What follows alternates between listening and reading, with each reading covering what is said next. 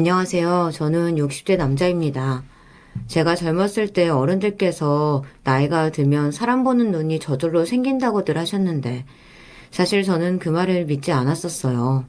그때까지 저는 별의별 사람을 다 만나보며 느낀 게, 겉으로 보기엔 너무 좋아 보여서 믿고 잘 지내다가 어느 날 갑자기 내 뒤통수를 치는 놈도 많았고요. 때론 첫인상이 너무 별로라 가까이 하지 않으려고 했는데 몇 년 겪고 나니 가족처럼 좋은 사람들도 있었거든요. 그러다 보니 사람은 겪어봐야 아는 거지 첫 느낌은 별로 중요하지 않다고 느꼈습니다. 그런데 저도 이 나이가 되고 보니 그때 어른들께서 하신 말씀이 뭔지 알겠더라고요. 세월이 흐르면서 인생을 살다 보니 사람 보는 눈이 정확한 사람들이 있더라고요. 제가 처음 그 생각을 하게 된 게 아내를 만나고 나서부터였습니다. 아내를 만났을 때 저도 신기한 경험을 한 게 지금의 아내를 만난 순간 이 여자다 싶었습니다. 그 전까지 여자를 안 만나본 건 아니었지만 아내를 본 순간은 말로 표현할 수 없을 정도의 강한 느낌이 들었어요. 저는 아내를 아는 동생에게 처음 소개받았습니다. 저는 아내의 얼굴도 모르는 상태로 약속 장소인 다방으로 나갔어요. 이런 말 하면 아내가 기분 나빠할지도 모르지만 아내가 어디서든 눈에 띄는 예쁜 미인은 아니에요. 그런데도 다방에 아내가 들어왔을 때 제 시선은 오로지 아내만 따라갔습니다. 그 여자가 제 소개팅 상대인 줄도 모르고 말이죠. 얼마나 인상 깊었는지 그날의 아내의 머리 모양부터 입은 옷까지 다 기억이 날 정도예요. 저는 아내를 만나고 돌아온 이후에도 몇 날 며칠을 아내 생각만 했어요. 회사에 나가서 일을 하는데도 하루 종일 아내 생각이 나서 일에도 집중이 되질 않았습니다. 그러다 결국엔 아내 회사까지 찾아가 퇴근할 때까지 그 앞에서 기다렸어요. 그때야 핸드폰도 없을 때다 보니 아내가 몇 시에 끝나는지도 모르는 채 무작정 나올 때까지 기다렸습니다. 나중에 들은 이야기지만 아내는 제가 썩 마음에 들지 않아서 다시 만날 생각이 없었대요. 그래서 저를 소개한 친구한테도 따로 연락을 안 했고요. 그러다 보니 제가 회사 앞까지 찾아올 줄은 전혀 몰랐었대요. 사실 저도 그 시대에 인기가 없는 편은 아니었어요. 그 전까지는 소개팅을 하거나 선을 보러 나가면 오히려 여자 쪽에서 왜 만나자고 안 하느냐고 성화였어요. 그런데 이상하게도 아내는 저를 보자마자 마음에 안 드는 티를 팍팍 내도 저는 그게 뭐가 좋다고 자꾸만 아내를 보러 가고 싶더라고요. 그래서 제가 아내를 2달 넘게 쫓아다녔습니다. 자존심 다 버리고 돈가스 사주겠다, 술 사주겠다, 매일 찾아가 이야기를 하는데도 아내는 바로 집에 가야 한다면서 2달 내내 거절하더라고요. 그러다 제가 끈질기게 쫓아다닌 덕분에 몇 달 만에 처음으로 같이 밥을 먹었어요. 그날 이후 다행히도 사이가 진전돼서 정식으로 사귀게 됐습니다. 사귀고 나서야 저는 아내에게 왜 그렇게 튕겼냐고 물었더니 아내가 하는 말이 제 겉모습이 껄렁한 게 날라리 같고 주변에 여자가 많을 것 같아 마음에 안 들었다고 하더라고요. 더군다나 본인이 그렇게 싫다고 하는데도 끝까지 웃으면서 찾아오고 기분 나쁜 티도 안 내고 집까지 바래다 주는 게 고마웠답니다. 그러다 매일 찾아오는 게 좀 미안해서 한번 밥 먹자고 한 건데 제가 뛸 듯이 기뻐하는 게 귀엽게 보였다네요. 그리고 막상 데이트를 해보니 제가 자기 눈도 잘 못 맞추고 수줍어하는 게 사람을 잘못 봤구나라는 느낌이 들었었답니다. 그래서 저를 몇 번 더 만나보자 싶었었대요. 그런 인연으로 연인이 된 이후 저와 아내는 반년 넘게 연애를 하다 결혼했습니다. 사실 당시에 제가 결혼 생각이 급하지는 않았었는데 아내를 만나면 만날수록 이상하게 결혼하고 싶다는 생각이 들더라고요. 사람이 참하고 이해심이 넓은 것도 좋았지만 말을 사근사근 예쁘게 하는 게 너무 좋았습니다. 지금까지도 아내와 30년 넘게 살았지만 아내와 결혼한 걸 후회한 적이 한 번도 없어요. 마치 하늘에서 너희 둘은 부부의 인연이다 점 찍어둔 것처럼 안 맞는 게 없었습니다. 더군다나 아내와 결혼하고 하는 일은 뭐든 다 잘 풀렸어요. 아내는 저보다 더 현명하고 똑똑해서 제가 고민할 일이 생기면 솔로몬처럼 올바른 해결책을 제시했습니다. 사람도 마찬가지예요. 아내가 보고 괜찮은 사람 같다고 하면 끝까지 제게 좋은 사람이었고 아내가 저 사람은 좀 조심해야겠다 해서 나중에 보면 결국은 질 좋은 사람이 아니더라고요. 결혼하고 나서 친구들은 물론 부모님까지 다들 저를 팔불출이라고 했어요. 그 정도로 제가 부모님 말씀보다 아내의 말을 잘 들었거든요. 제가 팔불출로 유명해진 계기가 바로 술 때문이에요. 결혼 전에는 제가 술을 많이 좋아했어요. 지금이야 젊은 사람들이 건강 생각한다고 운동도 하고 술도 적당히 즐기는 정도만 먹는다지만 저희 때는 그렇지 않았어요. 친구들도 그렇고 회사에서도 그렇고 모였다 하면 사람 하나 쓰러질 때까지 술들을 먹었습니다. 저도 그랬어요. 국민학교 때부터 친구들이랑 몇십 년 만에 만나다 보니 모이기만 하면 정말 코가 삐뚤어지게 술을 먹었고 회사 회식도 하기만 하면 위에 상사들 비위 맞추느라 빼는 거 없이 마셨습니다. 그러다 보니 거의 매일 술에 취해 있었죠. 그런 저를 부모님께서 굉장히 걱정하셨어요. 날도 추운데 그렇게 술 먹고 돌아다니다 넘어지기라도 하면 어쩌려 그래? 술 좀 작작 먹어라. 직장 다니다 보면 술도 먹을 수 있지. 아버지는 뭘 그런 거 가지고 그러세요. 제가 알아서 잘하니까 걱정하지 마세요. 알아서 하긴 알아서 뭘 해. 너 저번에도 회사 회식하고 들어온다더니 새벽까지 안 들어와서 내가 네 아버지랑 여기저기 너 찾아서 돌아다니다가 너 학교 앞에 쓰러져 있는 거 들쳐서 업고 오느라 네 아버지 아주 죽을 똥을 쌌어. 그랬습니다. 그때는 저도 염치가 없었던 게 매일같이 술만 먹었다 하면 고주망태가 돼서 집에도 잘 못 찾아오고 길에 쓰러져 그냥 자느라 연세 드신 아버지 등에 업혀서 들어온 적도 있었어요. 그때야 핸드폰이 어딨어요. 퇴근하고 집에 전화해서 무작정 술 먹고 들어간다고 하면 집에 있는 가족들은 마냥 올 때까지 기다리는 거죠. 그런 못난 아들인 주제에 저는 괜히 아버지 앞에서 큰 소리를 쳤어요. 제가 다 알아서 한다고요. 남자가 사회생활 하려면 술도 좀 마시고 실수도 해야 인간미가 있는 거예요. 아버지처럼 남자가 술도 한 잔 못하면 다들 무시한다고요. 저놈의 새끼 말하는 것 좀 봐. 외동 아들이라고 귀하게만 키웠더니 저게 아주 자기 혼자 큰 줄 아네. 당시에 다른 집은 보통 형제가 5명은 기본이었던 시대였는데 우리 집은 어머니께서 몸이 약해서 저 하나만 낳고 아이를 낳으실 수가 없었어요. 그러다 보니 부모님께서 아들 하나라고 어려서부터 아주 귀하게 키우셨습니다. 그랬으면 부모님께 감사한 줄 알아야 했는데 당시에는 제가 혼자서 알아서 큰 줄 알고 기고만장하고 철이 없었어요. 지금 생각하면 정말 불효자가 따로 없었습니다. 그랬던 제가 아내와 결혼하고 술을 딱 끊었습니다. 정말 지금까지도 술은 입에도 안 돼요. 그럴 수밖에 없었던 게 아내에게 제대로 망신을 당했거든요. 아내에게는 미안하지만 사실 아내는 제가 술을 그렇게 많이 먹는 줄 모르고 결혼했어요.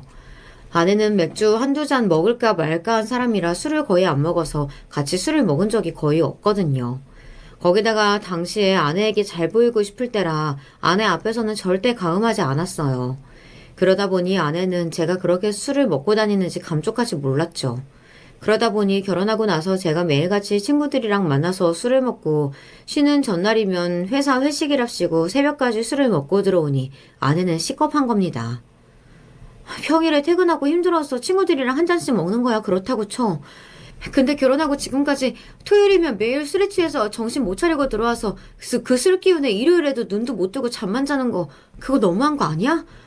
당신 나랑 이러려고 결혼했어? 그때까지도 저는 심각성을 모르고 아내도 의뢰 다른 여자들하고 똑같이 잔소리를 하는 정도라고 생각했어요. 사실 지금이야 그런 남자들은 없겠지만 우리 때는 남자들이 나가서 술 좀 먹고 온다고 흠이 아니었어요. 남자가 술 좀 먹는다고 여자가 잔소리하면 오히려 그게 싸움거리가 되는 거였죠. 남자가 밖에서 하는 일에 여자가 나선다고요. 주변의 다른 남자들도 다 비슷비슷하니 아내도 다른 여자들처럼 저러다 대충 포기하겠지 싶었습니다. 그런데 아내는 다른 여자들과 달랐어요. 처음 말씀드린 대로 아내는 순해 보이는 얼굴과 달리 똑소리 나고 현명했어요. 어느 날이었습니다. 그날도 어김없이 동료들과 술을 먹고 잔뜩 취해서 택시를 탔어요. 저는 혼자 집에는 잘 못 찾아가도 택시를 타면 기사님에게 집 주소는 절대 안 틀리고 알려드립니다. 혹시나 택시에서 잠들지도 모르니까요. 그런데 그날은 제가 너무 취했는지 집 주소를 대충 알려드려 기사님이 집 근처까지는 왔는데 정확히 어딘지를 몰라 계속 헤맸나 봐요. 그래서 택시를 탄 채 동네를 쉴 새 없이 돌았습니다. 저도 완전히 취해서 어디가 어딘지도 모르고 계속 돌았고요. 그러다가 택시 기사님이 깨워서 제가 눈을 떴는데 글쎄 저는 집이 아니라 부모님이 사시는 집 골목 어귀에 도착했더라고요. 저는 놀라서 눈을 번쩍 떴습니다. 그리고 본능적으로 택시 앞에 미터기부터 확인했어요. 이럴 수가. 우리 부모님 댁인데 여긴? 기사님, 도대체 여기로 왜 온 거예요? 여기 충청도잖아요. 택시비가 이게 맞아요? 손님이 여기로 데려다 달라고 하셨잖아요. 저는 손님 말대로 온 거예요. 제가 결혼하고 얼마 되지 않아 부모님께서 고향인 충청도로 내려가셨어요. 그런데 하필이면 그날 제가 택시를 타고 집이 아닌 부모님 댁인 충청도까지 가게 된 겁니다. 택시 기사님 말로는 제가 여기로 데려다 달라고 했다는데 저는 정말로 기억이 안 나요. 당시에 택시 요금이 800원인가 900원인가 할 때예요. 택시비가 글쎄 5만 원이 넘게 나왔더라고요. 지갑에 현금이 10,000원밖에 없는 상황이라 저는 졸지에 부모님께 가서 돈을 빌려야 하는 상황이었습니다. 그런데 저는 너무 창피해서 도저히 부모님 댁에 못 들어가겠더라고요. 이 아저씨가 어디서 사기를 쳐? 당신 일부러 여기로 데려왔지? 내가 분명히 집으로 가겠다고 주소까지 알려줬는데 왜 나를 여기에 데려왔어? 저는 이 상황이 믿기지 않아 너무 흥분해서 택시기사와 한참을 실랑이했습니다. 웃기는 소리 하네. 당신이 말을 안 했으면 내가 여기가 어딘 줄 알고 찾아와? 잘말 말고 빨리 택시비 내놔. 택시기사가 흥분해서 제 멱살까지 잡고 소리를 지르는 바람에 새벽인데도 동네 사람들이 하나둘 나와 구경을 했어요. 그러던 중 저희 부모님까지 소리를 듣고 밖으로 나오셨습니다. 아니, 너 중석이 아니냐? 얘가 이 시간에 여길 왜 와서 소란이야? 아이고, 이거 술 냄새 좀 마. 너 설마 술 먹고 취해서 집으로 안 가고 이리로 온 거야? 그게 사실은 어떻게 된 거냐면요. 제가 분명히 집으로 가려고 했었는데. 부모님의 등장에 저는 민망해서 얼굴도 제대로 들지 못했습니다. 그때만 생각하면 저는 아직도 얼굴이 후끈거려요. 그 새벽에 동네 어르신들이 다 나와서 저를 보면서 수군거리셨거든요. 결국은 부모님께서 급하게 돈을 주고 택시기사를 보냈습니다. 그러고는 부모님께서 곧바로 집에 들어가 아내에게 제일 먼저 전화하셨어요. 그 새벽에 남편이 회식한다고 하고서는 집에 안 들어왔으니 걱정하느라 잠도 못 잤을 것 같아서요. 네, 어머님. 중석 씨 그리로 갔어요? 밤새도록 걱정했는데 그래도 다행이네요. 내가 아들 새끼를 저따구로 키워서 우리 며느리가 고생이 많네. 우리가 아주 정신 똑바로 차리게 혼내서 보낼 테니까 새아기는 걱정하지 말고 있으렴. 그날 저는 마당에서 아버지께 빗자루로 맞았습니다. 동네 창피해서 살 수가 없으시다고요. 30이 넘어서 장가까지 간 제가 아버지께 맞는 모습에 동네 사람들은 다들 키득거리며 구경을 했어요. 에휴, 너 이 자식 서울 사는 아들놈이 술 취해 택시비도 없이 여기까지 내려왔으니 내가 창피해서 이제 동네에서 얼굴을 어떻게 들고 다녀? 아버지, 저도 진짜 왜 그랬는지 기억이 안 난다니까요. 분명 동네까지 갔었는데 왜 여기로 온 건지 모르겠다고요. 저도 너무 황당했습니다. 아무리 술 취해도 제 기억에는 분명히 택시가 서울 집 근처까지 갔던 것 같은데 갑자기 여기까지 온 건지 기억이 나질 않았어요. 그런데 더 놀라운 건 이 사건엔 믿을 수 없는 반전이 있었다는 겁니다. 제가 집 근처까지 간 게 맞긴 맞더라고요. 저는 그날 아내의 말에 놀라 입이 쩍 벌어졌어요.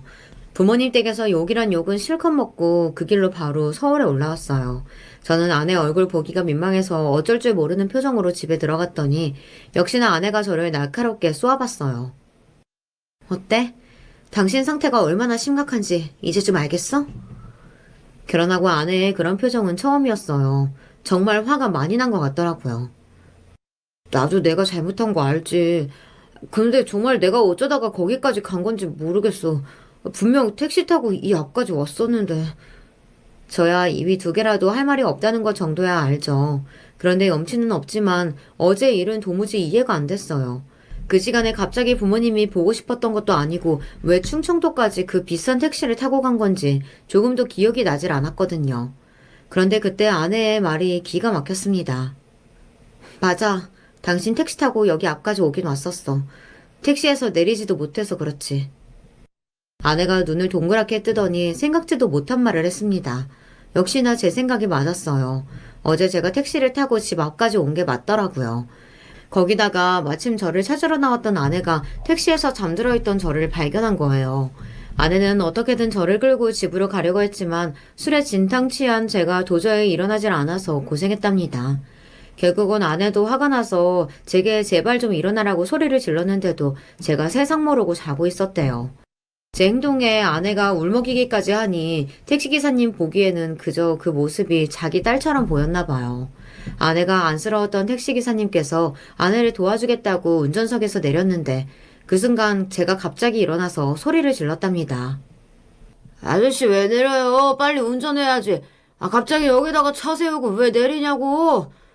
뭐야, 아저씨 설마 나 취했다고 미터기 속이는 거야? 당신 뭐 하는 거야? 기사님께서 나 도와주려고 하시는 거잖아. 일어났으면 얼른 나와. 집에 가야지. 아내와 기사님이 저를 끌어내리려고 하는데도 제가 꼼짝을 안 하고 차에서 안 내리겠다고 우겼답니다. 아내도 알아보지 못하고요. 그 이야기까지 듣다 보니 어렴풋이 새벽에 아내가 저에게 소리치던 목소리를 들은 것도 같았습니다. 순간 저는 너무 민망해서 귀까지 빨개졌어요. 그동안 술에 취하면 항상 택시를 타고 집까지는 잘 와서 제가 술버릇이 없는 줄 알고 있었는데 어쩌면 술에 취할 때마다 이런 난동을 피우고 다녔는지도 모르겠다는 생각이 들더라고요. 그런 생각을 꼬리에 꼬리를 물고 하다 보니 순간 창피해서 말문이 턱하고 막혔습니다.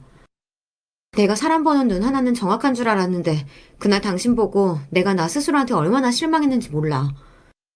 아내는 제가 술에 취해서 택시에서 난동을 피우는 모습이 너무 실망스러워 참을 수가 없었대요. 저와 결혼한 사실이 후회스러웠답니다. 아내와 기사님이 저를 어떻게든 택시에서 내리게 하려고 했는데 도저히 안 돼서 아내가 포기를 해버렸대요. 그러고는 아내가 너무 화가 나서 기사님께 이 사람 그냥 시댁에 데려다 주라고 했답니다. 기사님 죄송한데요. 이 사람 이 기회에 버릇 좀 고쳐야겠어요. 기사님 시간 괜찮으시면 이 사람 좀 시댁에 데려다 주세요. 시부모님이 직접 이 모습을 보셔야지 이 사람도 잘못한 거 알고 고칠 것 같아요. 아내는 도저히 망나니 같은 제 모습을 봐줄 수가 없어 부모님이 계신 본가 주소를 택시기사님께 알려줬답니다.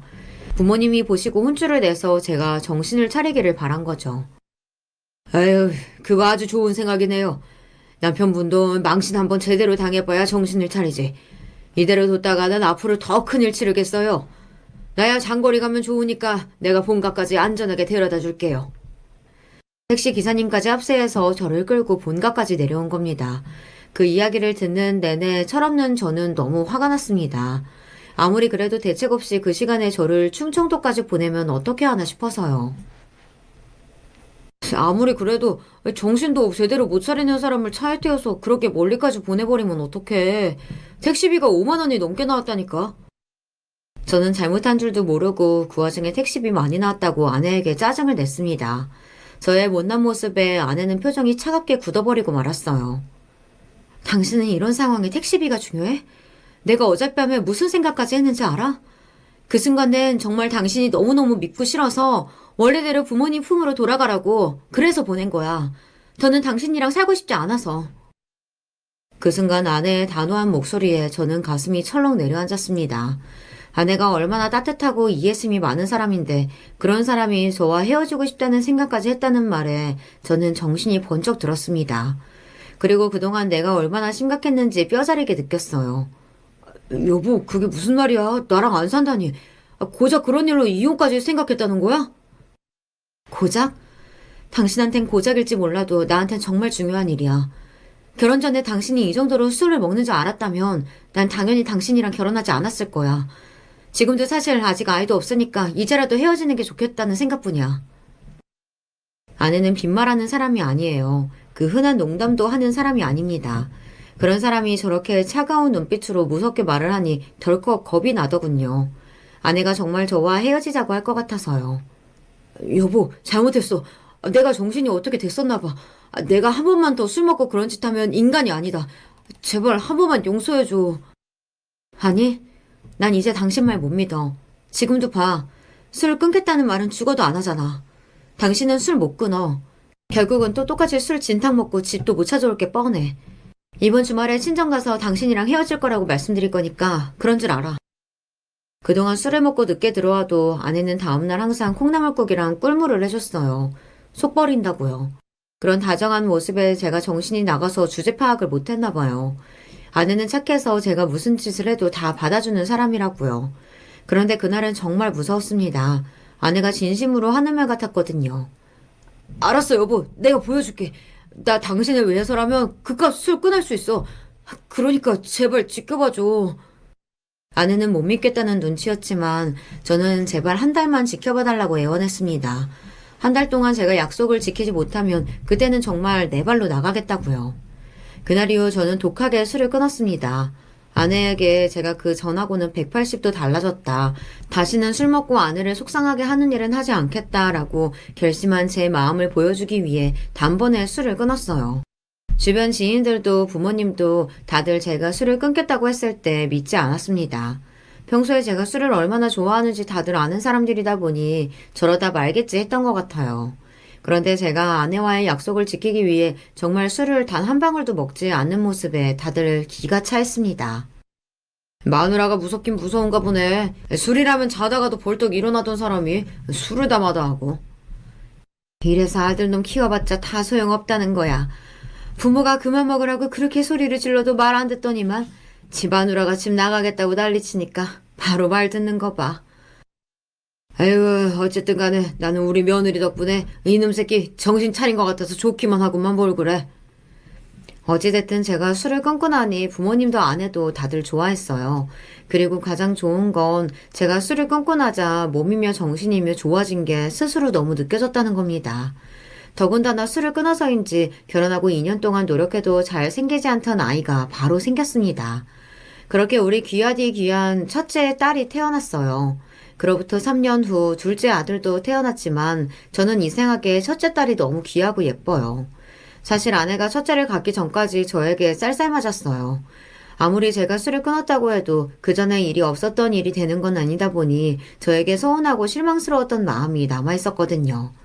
그런데 첫째가 태어나고 나서는 아내도 마음에 안정감이 생겼는지 그 전처럼 저에게 다정하게 대해줬습니다. 아내는 워낙 현명하고 좋은 사람이다 보니 아이들 앞에서는 부모가 항상 좋은 모습만 보여줘야 한다고 했어요. 부모가 사이좋은 모습을 보이는 게 아이들의 인성에 좋다고요. 아내는 아이들이 태어나고 난 이후에도 한 번도 저에게 그 전에 있었던 일에 대해 농담으로라도 한 적이 없습니다. 왜 대부분의 여자들이 나이가 들수록 남편이 젊어서 한 실수 가지고 평생을 괴롭히잖아요. 하지만 제 아내는 그런 치졸한 사람이 아니었습니다. 제가 술을 끊은 지 딱 10년이 됐을 땐 저에게 너무 대단하다고 장하다면서 금 한 돈을 선물해주기도 했어요. 그러면서 하는 말이 20주년엔 금 5돈을 해줄 테니 기대하라고 하더라고요. 아내는 저에게 정말 소중한 사람입니다. 아내를 만난 이후로 술도 끊고 아이들도 생기고 부모님과도 사이가 좋아졌어요. 거기다가 제가 하는 일마다 다 잘 됐습니다. 아내가 워낙 똑똑하고 바른 사람이다 보니 저에게 뭔가 일이 생길 때마다 아내와 상의를 했는데 그때마다 아내가 시키는 대로 하면 손해를 본 적이 없어요. 제가 팔불출인진 몰라도 결혼해서 살다 보니 결국은 아내 말이 다 맞더라고요. 아내 말대로만 하면 문제가 생길 일이 없었습니다. 아내는 자식들도 참 잘 키웠어요. 저야 자식들이 아무리 예뻐도 돈만 벌어다 줄 줄 알았지 애들 교육이니 학교 생활이니 잘 몰랐는데 아내는 어떻게 그렇게 머리가 좋은지 학원 한 번 안 보내고 본인이 집에서 애들 가르쳐 둘 다 서울의 4년대 대학에 알아서 보냈습니다. 물론 아이들이 자기 엄마 닮아 성실하고 열심히 해서 잘한 거기도 하지만 제가 봤을 땐 아내 덕이에요. 여자들은 대학 잘 가지도 못했을 시절이었는데 아내는 워낙 공부를 잘해서 장학금 받으며 대학도 다녔다고 하더라고요. 저와 결혼할 때도 아내는 은행 본사에 다닐 정도로 능력이 있었어요. 그런데 저와 결혼하고 애들 낳고 살다 보니 직장 생활을 할 수가 없어 임신하자마자 그만두고 가정주부로 지냈죠. 그때는 저도 여자가 임신하면 일 그만두는 게 당연하다고 생각했던 터라 아내가 그만두는 게 당연한 거라고 생각했어요. 임신해서 직장에 다니는 게 더 민폐니까요. 그런데 나중에 아이들 다 키워놓고 아이가 말하는데 사실 직장을 그만두기 싫었다고 하더라고요. 어떻게든 애 낳을 때까지 버티고 싶었다고요. 어떻게든 그때 회사 안 그만두고 버텼으면 지금까지 직장 다니고 있었을지도 모르잖아. 그때도 저는 모자란 생각으로 여자가 임신까지 해서 뭐하러 힘들게 직장을 다니냐고 했어요. 배 나와서 회사 다니면 사람들이 다 뒤에서 수근거린다고요. 제 말에 아내는 별말 없이 씁쓸하게 웃더라고요. 그런데 나중에 알고 보니 당시에 아내와 동기로 들어갔던 여자 직원이 그 은행 임원으로 승진했다는 소식을 들었나 봐요. 아마 아내 입장에서는 여러 가지 생각이 들었던 것 같아요. 옛날 생각이 나면서 그 동기가 부러웠겠죠. 그제야 저는 아내가 아이들을 왜 그렇게 열심히 키우고 뒷바라지 했는지 알 것 같았습니다. 저 나름대로는 아내 말을 잘 들으며 아내가 해달라는 대로 다 하며 성실하게 살았다고 자부했는데 아내가 보기엔 그게 아니었나 봐요. 사실 당시에 저는 아버지의 역할이라는 게 돈만 많이 벌어다 주면 끝난다고 생각했어요.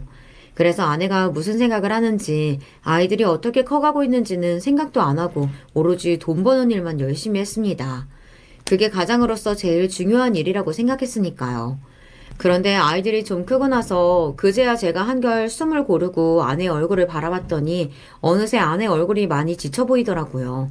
그리고 언제부턴가 아내는 제 앞에서 웃고 떠드는 일보다 투덜거리는 일이 많아졌습니다. 특히나 아내는 첫 아이가 딸이다 보니 자신의 딸만은 자기처럼 살지 않기를 바란다는 말을 하더라고요. 애가 어릴 때부터 결혼은 늦게 하라고 이야기를 입에 달고 살았어요. 여자가 결혼 빨리 해서 좋을 거 하나도 없다고요. 아내가 그런 소리를 할 때면 저는 괜히 기분이 상해 말이 예쁘게 나오지 않았어요. 당신은 무슨 엄마가 딸더러 시집가지 말라는 소리 그렇게 해. 여자 나이 들면 어떤 남자가 좋아한다고. 이왕이면 제일 예쁠 때 좋은 사람 만나서 빨리 가야지. 당신이 몰라서 그래. 여자가 결혼 일찍 해서 애 빨리 낳아봐야 집에서 갇혀서 할 수 있는 게 있는 줄 알아? 우리 딸 대학에 대학원까지 나와서 이제 다니고 싶었던 직장까지 들어갔는데 열심히 일해야지. 결혼은 무슨 결혼이야. 그러다가 때 놓치면 어쩌려고 그런 소리를 해. 당신은 딸내미 일만 하다가 자식도 못 낳고 노처녀로 늙었으면 좋겠어? 그때까지도 저는 아내가 무슨 말을 하는지 몰랐어요. 그냥 아내가 자식을 너무 사랑하는 마음에 일찍 보내기 싫어서 그런가 보다 했죠. 음, 나는 우리 딸이 괜히 결혼해서 남편이랑 애한테 발목 잡혀 사는 것보단 차라리 노처녀로 일 열심히 해서 능력 있게 혼자 살았으면 좋겠어. 아내가 서럽다는 듯 울분을 터뜨리며 이야기를 하는데 사실 저는 좀 충격이었습니다. 그때까지도 저는 아내가 저와 아이들과 살면서 행복해하고 있는 줄 알았거든요. 저는 아내에게 해줄 수 있는 건 다 해줬다고 생각했으니까요. 그런데 나이가 들수록 아내가 저와 결혼해서 산 세월을 후회하고 있다고 생각하니 저까지 속상했습니다. 제가 왜 이렇게까지 팔불출처럼 아내 이야기만 하는지 여러분들께서 궁금해 하실 거예요. 사실 얼마 전 제 아내가 제 곁을 떠났습니다. 언제나 평생 제 곁을 지켜줄 것만 같던 제 아내가 이제 환갑을 넘긴 젊은 나이에 세상을 떠났어요. 저에게 절대 일어날 리 없을 줄 알았던 일이 저에게 생기니 몇 달 내내 제 머릿속엔 온통 아내 생각뿐입니다. 아내는 위암이었어요. 아내는 젊어서부터 워낙 자기 관리를 잘하는 사람이라 운동도 쉬지 않고 하고 주말이면 저랑 매일 등산도 다녔어요. 50이 넘으면서는 갱년기로 몸이 자꾸 붓는다고 식사도 저녁 6시 지나면 딱 먹질 않았죠.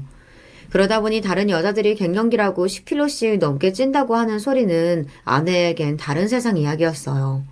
오히려 아내는 갱년기 때 운동도 열심히 하고 식단 조절도 해서 아가씨 때보다 더 건강하고 날씬해 보였어요. 그런 사람이 환갑이 되기도 전에 위암이라고 하니 가족들 모두 세상이 무너지는 것 같았습니다. 아내처럼 건강하고 자기 관리가 철저했던 사람이 암이라뇨. 저와 아이들은 할 수 있는 건 다 했어요. 항암부터 방사능 치료를 받는 동안 저와 아이들이 돌아가면서 아내의 곁에 딱 붙어 돌보며 식단까지 철저하게 관리했습니다.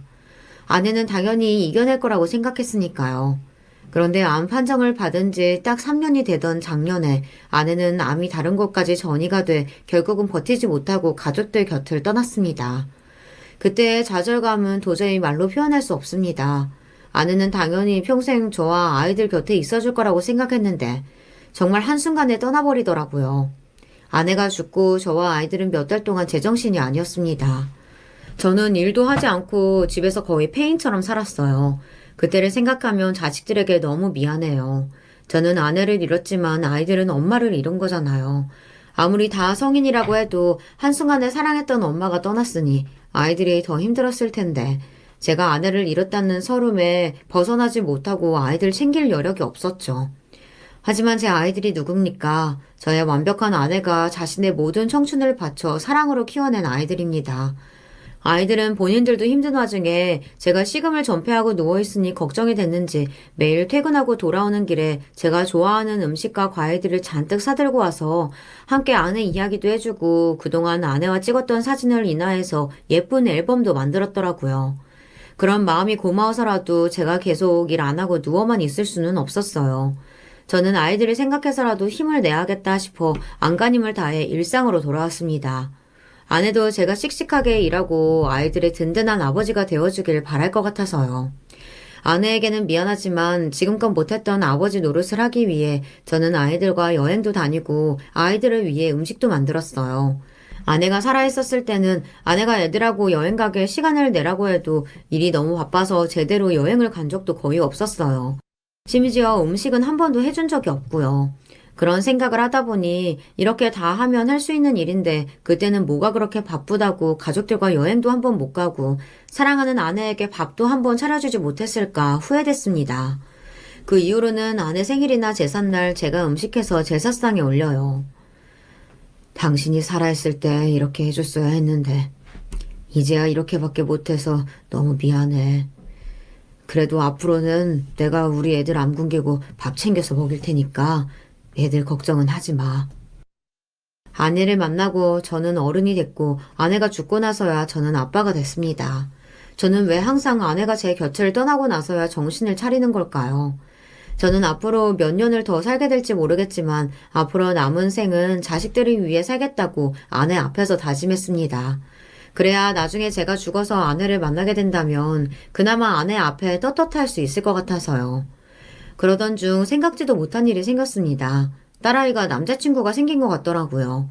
딸은 제 아내를 닮아서인지 남자를 잘 몰라요. 나이는 어느새 30이 훌쩍 넘겼지만 지금껏 공부만 하느라 연애도 제대로 해본 적이 없어 남자친구가 생기니 아버지인 제가 봐도 티가 확 나더라고요. 안 하던 화장을 하고 다니질 않나 옷에는 관심도 없던 애가 평일에 퇴근하고 지친 몸으로 쇼핑까지 가더라고요. 거기다가 제가 100% 확신했던 게 귀가 시간이 늦어졌어요. 워낙 집에 있는 걸 좋아하는 애라 퇴근만 하면 곧장 집에 와서 텔레비전만 보던 앤데 최근 들어 12시 전에 들어오는 날이 별로 없더라고요. 저는 궁금한 게 많았지만 애써 참았습니다. 늙은 아버지가 괜히 딸 연애에 간섭했다가 될 일도 안 될 것 같아서요. 아내는 큰딸이 항상 결혼을 늦게 하길 바랬습니다. 자기가 하고 싶은 거 다 해보고 정말 좋은 남자가 나타나면 그때 하길 바랬죠. 저는 아내의 바람대로 딸이 좋은 남자를 만나기를 바랬습니다. 그래서 딸이 언젠가 좋은 남자를 집에 데리고 와 소개해 주려만을 기다렸어요. 그런데 제가 너무 많은 걸 바랬나 봅니다. 며칠 전 아들이 집에 오다 우연히 골목 어귀에서 딸과 딸의 남자친구로 보이는 사람을 봤는데 딸이 만나는 남자가 영 질이 좋아 보이지 않았답니다. 내가 이런 말 하는 게 아직 섣부를지 모르겠는데 누나가 만난다는 남자 좀 이상한 것 같아. 내가 지하철역에서 걸어오는데 남자가 차에서 내려서 누나 골목길에 내려다주고 가는 것 같더라고. 남자가 여자 집에 데려다주고 가는 게 당연하지. 뭐가 이상하다는 거야? 저는 딸이 만나는 남자가 좋은 남자였으면 싶었는데 아들이 남자가 좀 이상한 것 같다고 운을 띄우니 불안하더군요.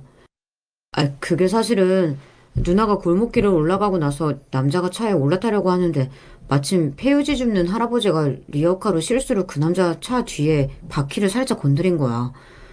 긁는 것도 아니고 살짝 건드리기만 했는데 그 남자가 할아버지한테 소리를 버럭 지르더라고.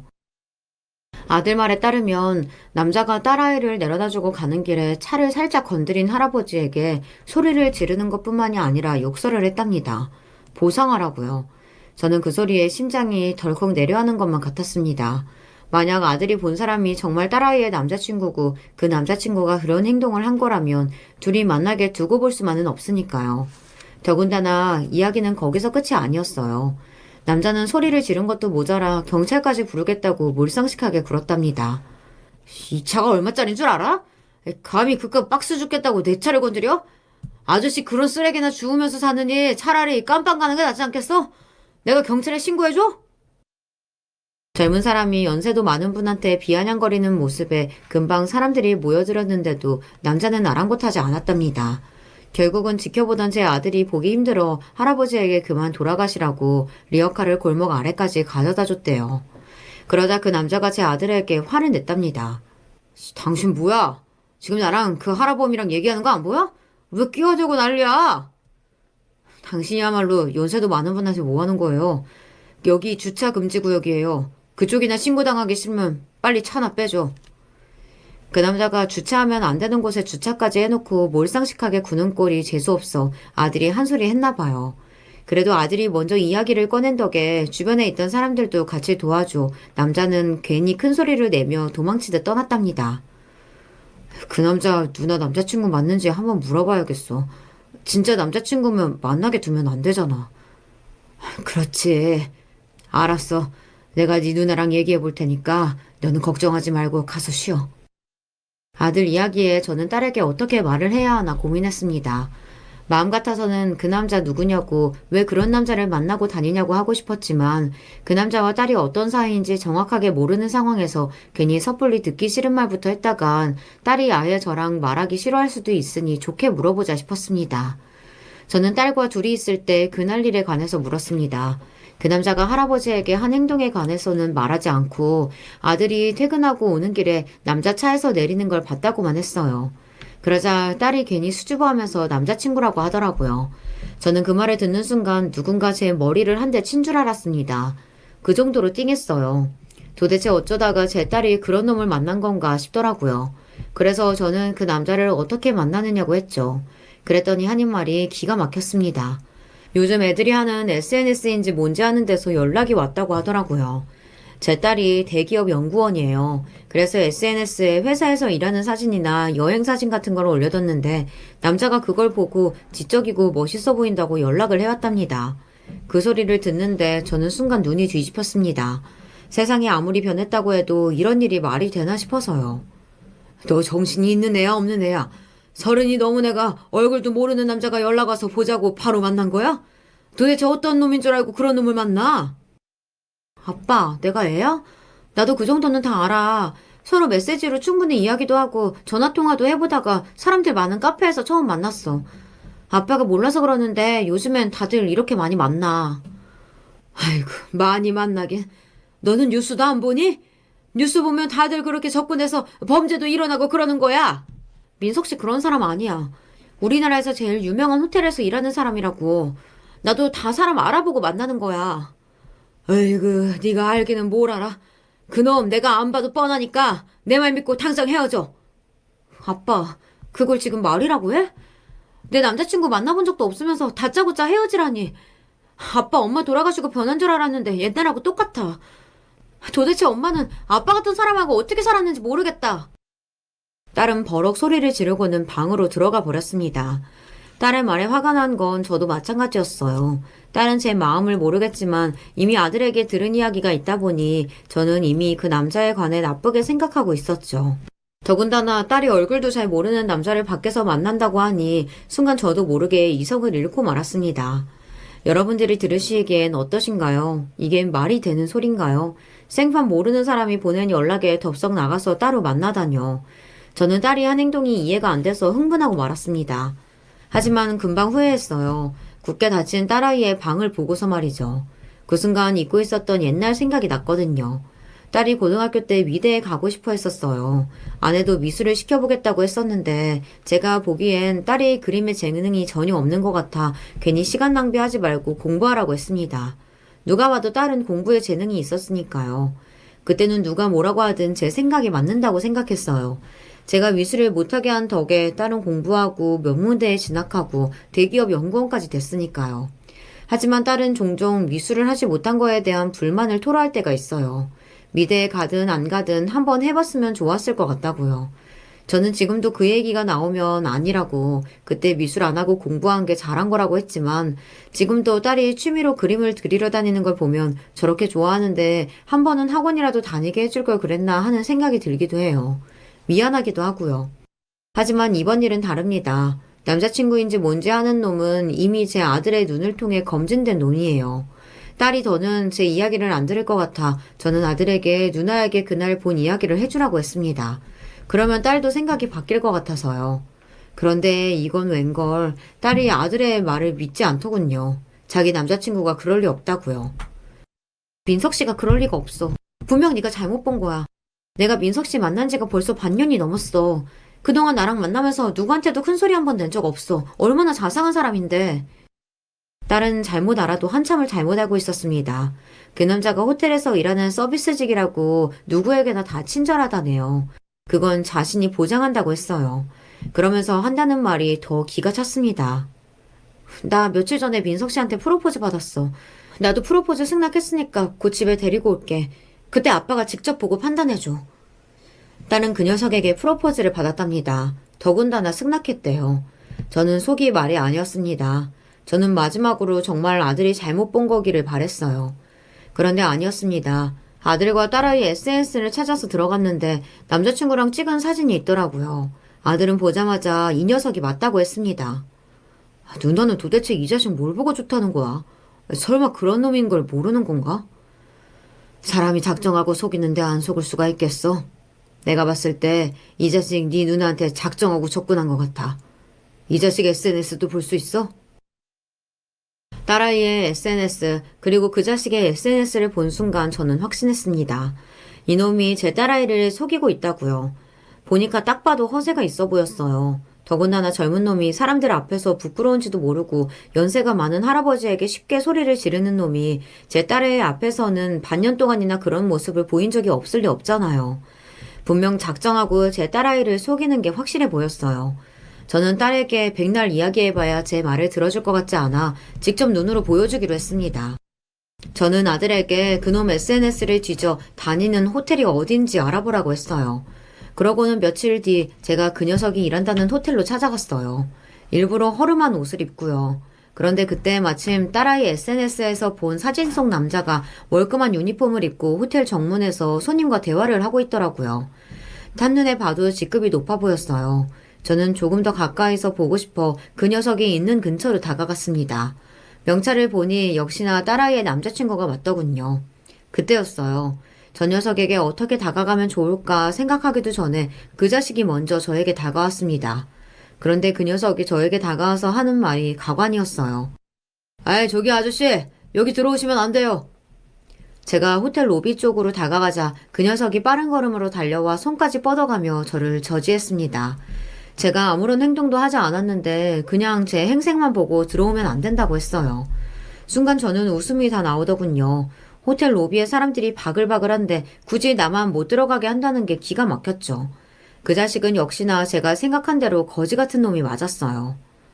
아이 참, 사람 가는데 왜 길을 막아요? 나 화장실 급해서 화장실부터 가야 해요.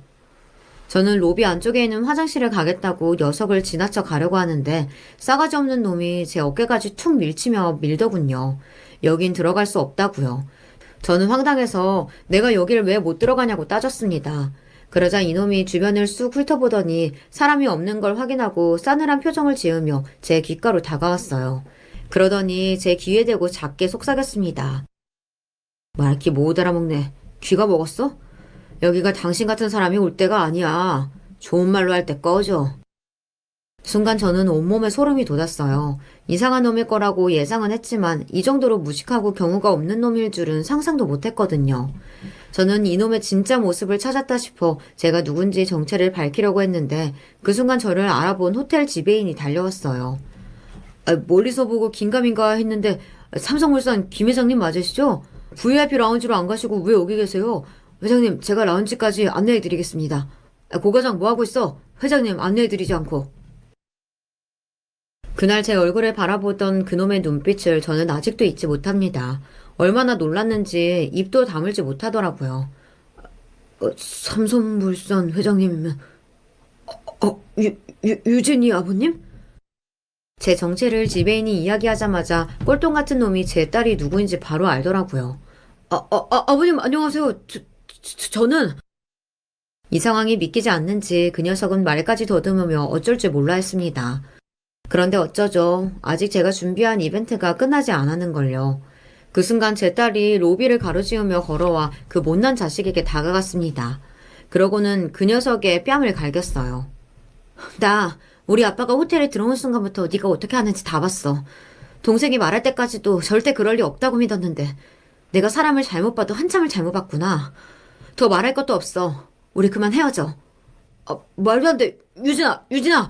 내가 잘못했어. 어떻게 된 건지 다 설명할 테니까 제발 헤어지자는 말만 하지 마. 딸이 매몰차게 고개를 돌려 저와 호텔을 나오는데도 그 녀석은 창피한 줄도 모르고 제 딸의 바지가랭이를 붙잡았습니다. 결국은 호텔 직원들의 손에 끌려나갔고요. 이게 다 어떻게 된 일이냐고요. 제가 아버지께 물려받은 회사가 꽤 규모가 있는 회사예요. 저희 부모님께서 사업을 크게 하셨거든요. 더군다나 이 호텔은 제가 1년에 몇 번씩이나 기업인들 모임으로 자주 참석하는 호텔이에요. 친척들 결혼식도 많이 했고요.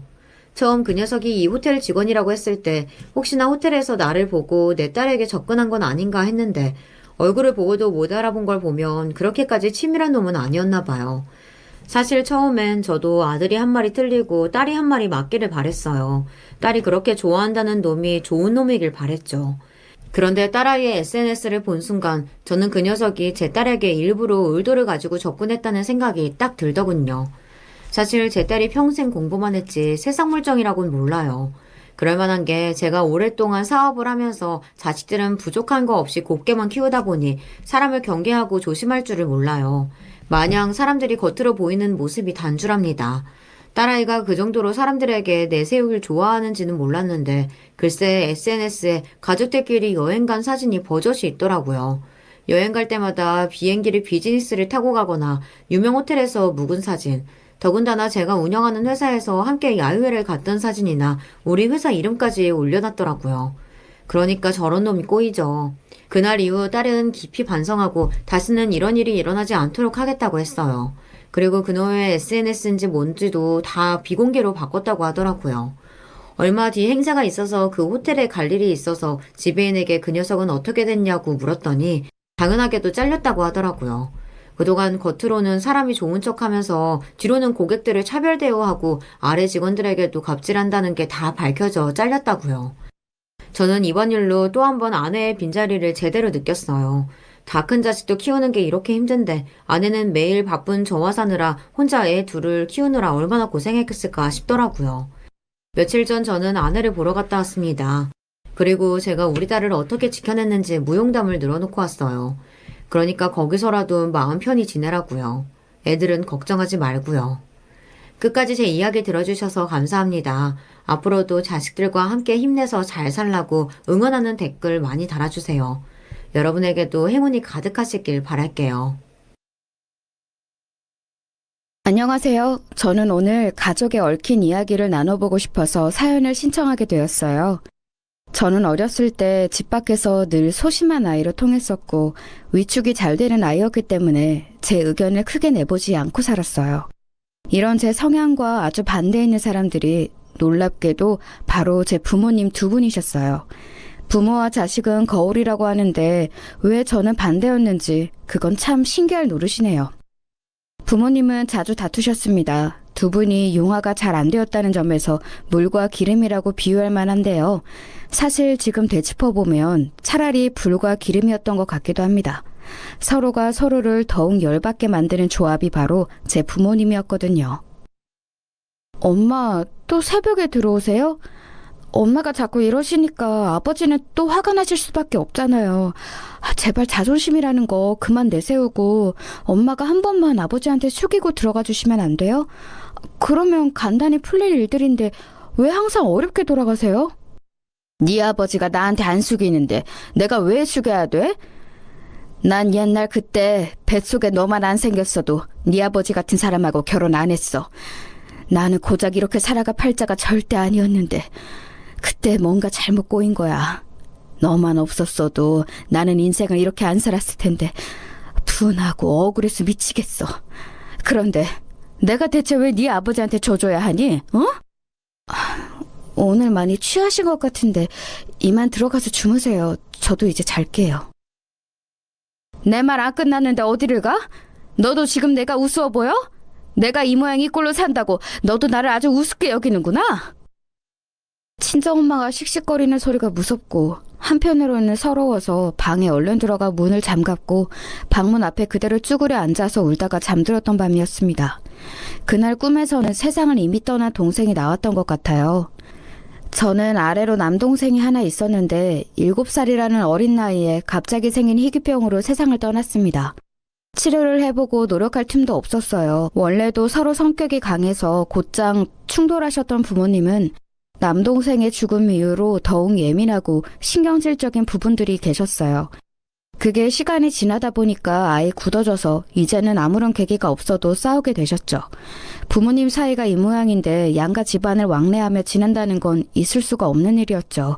남동생이 죽은 이후로는 외가 쪽이든 친가 쪽이든 저는 가본 역사가 없었어요. 저에게는 무척 고통스러운 유년 시절이었습니다. 특히 친정엄마는 걸핏하면 저를 향해서 내가 너 때문에 참고 희생하며 산다고 하셨습니다. 그럴 때마다 숨이 턱턱 막혀왔어요. 죄책감마저 느껴졌고 목이 졸리는 듯한 감각이 들었습니다. 저라는 존재 때문에 부모님의 인생이 자유롭지 못하고 답답하게 묶여있다는 생각만 하면 죄인이 된 것 같았죠. 결국은 두 분이 이혼을 하시게 됐을 때 저는 옳게 왔구나 싶었습니다. 제가 아무리 애를 쓰고 얌전하고 착한 딸로 지내보려고 해도 그런 노력과 전혀 상관없이 두 분의 불화는 멈추지 않았으니까요. 저의 의사와는 아무런 상관없이 두 분은 이혼을 진행하셨고요. 저에게는 딱 하나의 질문이 내려졌는데 그건 바로 모친과 살래 아니면 부친과 살래 라는 것이었습니다. 미성년자인 자식들은 부모의 이혼을 마주했을 때 이 기로에 반드시 서는 모양이었어요. 저는 고민했죠. 저와 딱딱한 사이여서 전혀 친하지 않을 친정아버지와 저와 대화를 훨씬 더 많이 나누지만 저를 원망한다고 말씀하는 친정엄마. 두 분 중 어떤 분과 앞으로 살아야 할지 머리를 싸매고 갈등했습니다. 하지만 곧 맥 빠지는 상황이 벌어졌어요. 친정엄마가 그대로 잠적을 하신 것이었습니다. 저를 내버려 두신 채 사라지셨고 마지막 인사는커녕 쪽지 하나 남겨두지 않으셨어요. 그때 생각했죠. 아, 나는 엄마한테서 버림받았구나. 그토록 나를 원망하고 미워하고 때로는 저주까지 하시더니 그만큼 나와 살기 싫으셨던 거였구나. 엄마가 그동안 나에게 하셨던 모든 말씀은 진심이었던 거야. 얼마나 그동안 나를 키우기 싫으셨을까. 제가 소극적이고 자존감이 낮은 사람으로 큰 이유가 부모님의 이혼과 친정엄마가 이런 방구도 없이 떠나신 것이라고 생각해요. 지워지지 않는 상처로 남았죠. 새로운 동네의 새로운 집에서 친정아버지와 둘이 살게 되었지만 친정아버지는 이혼 이후로 저를 돌보지 않으셨습니다. 그 이전에도 다정다감한 아버지상은 절대 아닌 분이셨지만 그래도 부녀 간의 정이라는 게 있다고 생각했었는데 그건 제 착각이었나 보더라고요. 학교를 다녀오면 늘 집에는 저 혼자였죠. 가끔 식탁 위에 10,000원짜리가 놓여져 있으면 그게 제 용돈이었습니다. 친정아버지와 소통이 안 되니까 학교 문제도 혼자서 해결해야 했어요. 고등학교 3학년 때 운이 좋게 세심하셨던 담임선생님을 만나서 대학은 잘 골라서 갈 수 있었네요. 그게 저의 작은 행운이었죠. 제가 대학을 입학할 때 친정아버지가 이렇게 말씀해 주셨습니다. 첫 등록금만 내가 내주는 거니까 그 다음부터는 네가 알아서 해라. 여기까지 키워줬으면 이제부터는 네가 스스로 앞가림하는 게 맞는 거 아니냐? 나는 너의 아버지이기 이전에 나는 인생을 주체적으로 살아가는 한 명의 사람일 뿐이야. 나도 내 인생이 있어. 거기다 대고 제가 뭐라고 반박할 거리가 없더라고요.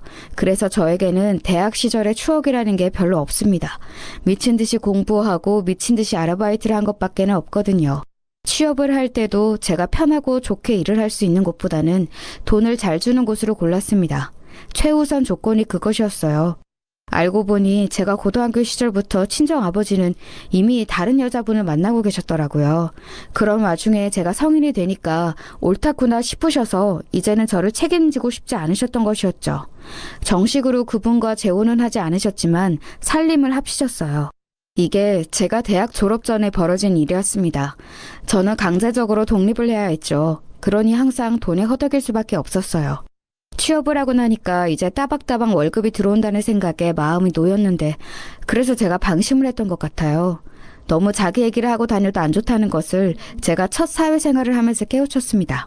저는 저하고 친해졌다고 생각한 직장 동료들에게 저희 집 이야기를 해줬을 뿐인데 시간이 좀 지나니까 제가 부모한테 버림받아서 혼자 살고 그래서 돈도 하나도 없다는 소문이 아름아름 쫙 퍼져 있더군요.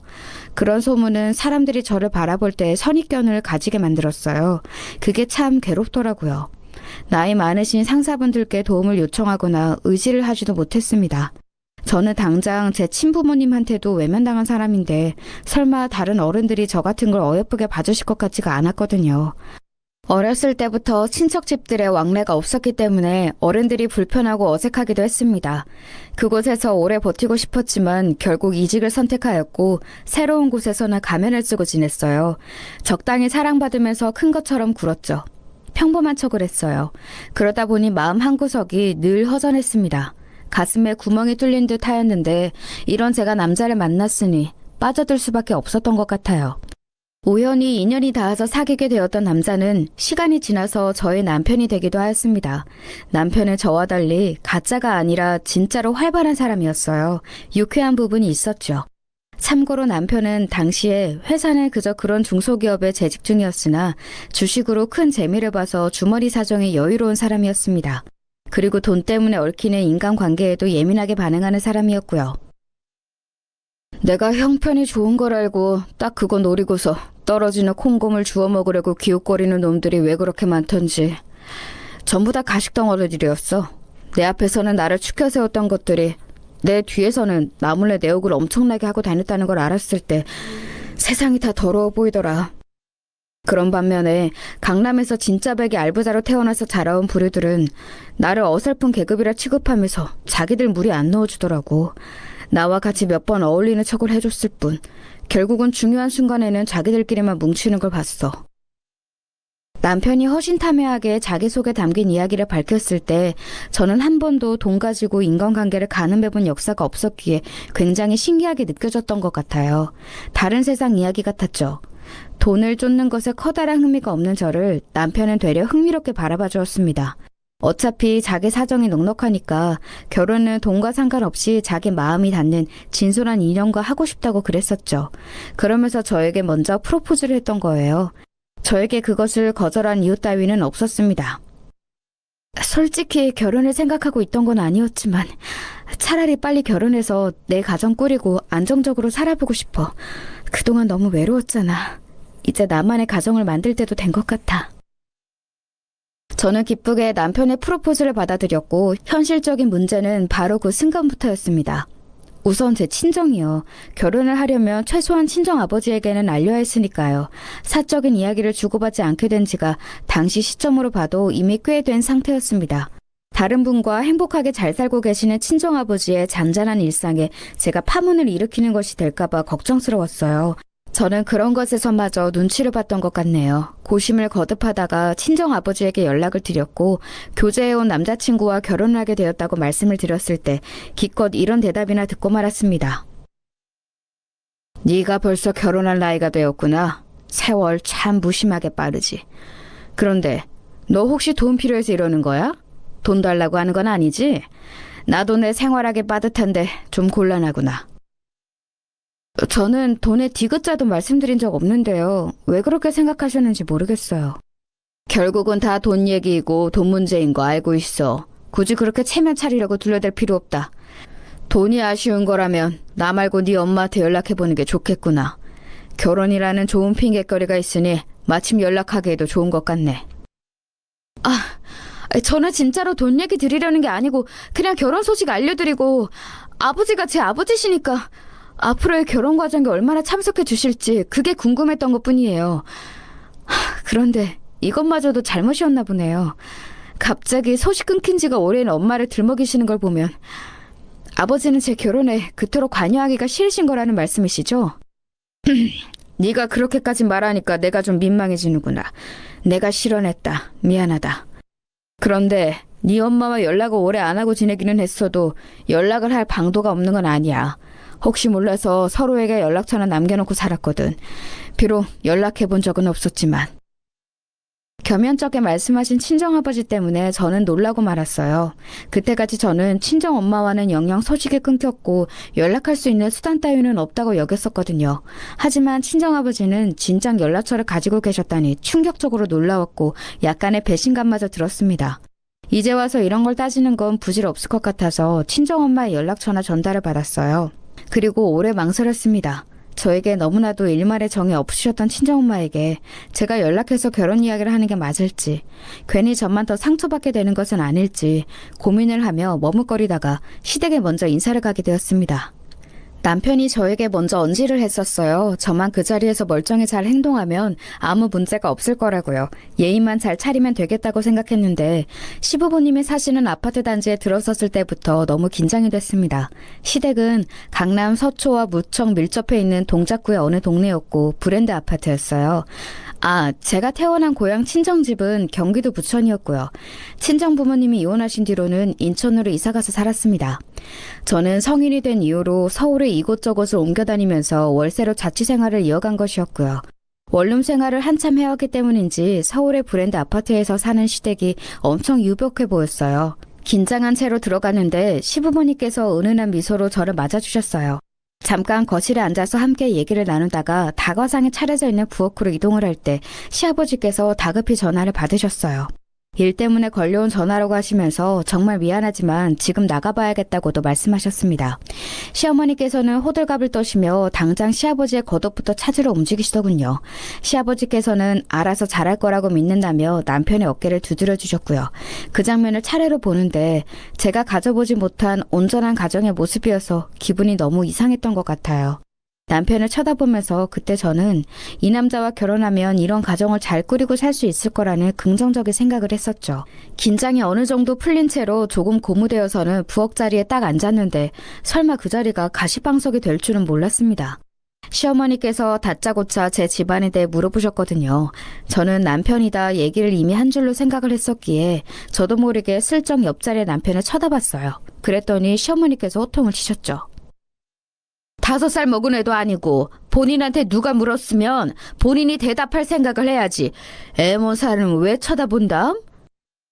그 지적에 제 얼굴이 뜨거워졌어요. 이유는 모르겠으나 엄청 민망한 기분이 들더라고요.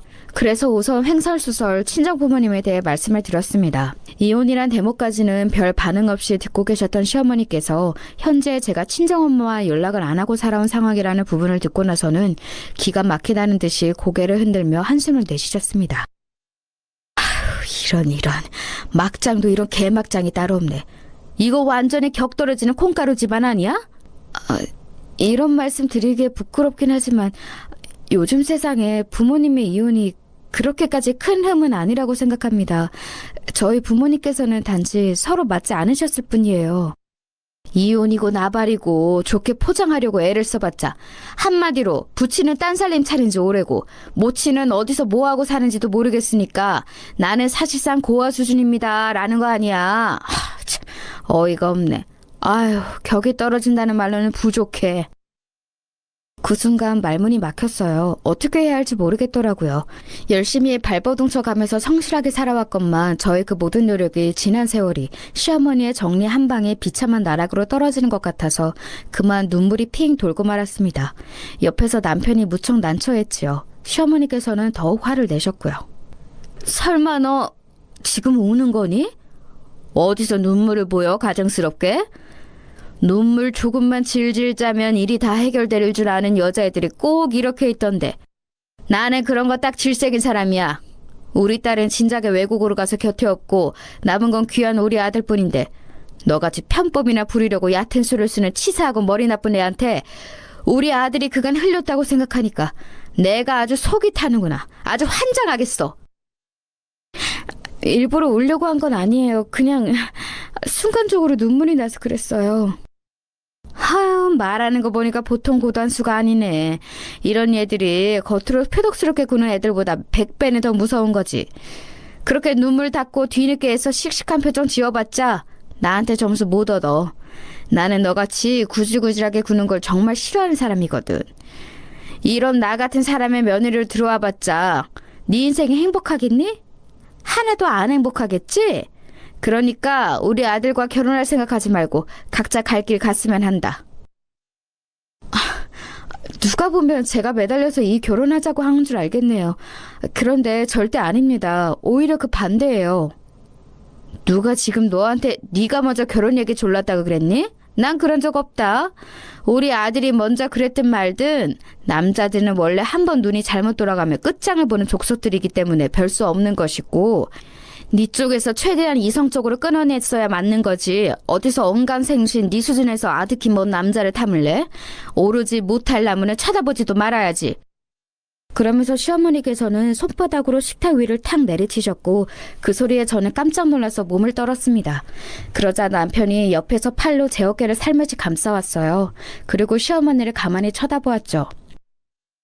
엄마, 이 결혼 탐탁하게 여기지 않으시는 건 진작 알고 있었지만 이렇게까지 나오실 줄은 몰랐어요. 이렇게 굴고 싶으셔서 오늘까지 별 내색 않고 이 자리 마련하신 거죠? 정말 너무하시네, 엄마. 진짜 실망했어요. 우리 아들이 왜 이럴까? 너 제발 정신 좀 차려. 네 누나를 봐. 외국계 대기업 다니는 이 잘난 매형 만나서 지금 아주 폼나게 정말 멋지게 남들의 부러운 시선 받으면서 살고 있잖아. 너네 그러진 못할 망정 지금 뭘 하자는 거야? 이렇게 안 하면 네가 현실을 직시하지 못할까 봐 내가 지금 이 자리에서 대놓고 말하는 거야. 알아? 외국 가서 남들이 보기에 폼나고 멋지게 살면 뭐래요? 실상은 세금 문제 때문에 머리 싸매고 허덕이면서 인종차별 때문에 스트레스 받고 하루가 멀다 하고 이직을 알아보고 있잖아요. 그게 누나하고 매형이 사는 진짜 현실이에요. 엄마의 말로 너무 환상에 빠져 계신 거예요. 네가 지금 미쳤니? 어떻게 지금 이딴 여자애 앞에서 네 엄마한테 그런 소리를 다 할 수가 있어? 나 망신시키고 싶어서 작정한 거야? 우리 아들이 나는 여태까지 돈 욕심 철저하고 미래를 내다볼 줄 알고 적당히 똑똑하게 속물적인 줄 알았건만 그게 전부 내 착각이었구나. 나의 반만 닮았어도 네가 냉철하게 판단하고 행동했을 텐데 네가 그러지는 못해서 지금 아둔하게 나오는 거야. 아이고 머리야, 이 일을 어쩌면 좋아. 이따가 네 아빠 집에 돌아오시면 내가 뭐라고 해야 할까? 흠이 많다 못해서 넘치는 며느리가 생기게 됐다고 고지 곧대로 말하면 네 아빠가 잘도 좋아하시겠다. 그치? 시아버지가 거론되자 남편은 갑자기 왠지 자신감이 줄어들었다는 듯 표정이 어두워졌어요. 그러더니 슬금슬금 제 어깨에서 자기 팔을 거두더군요.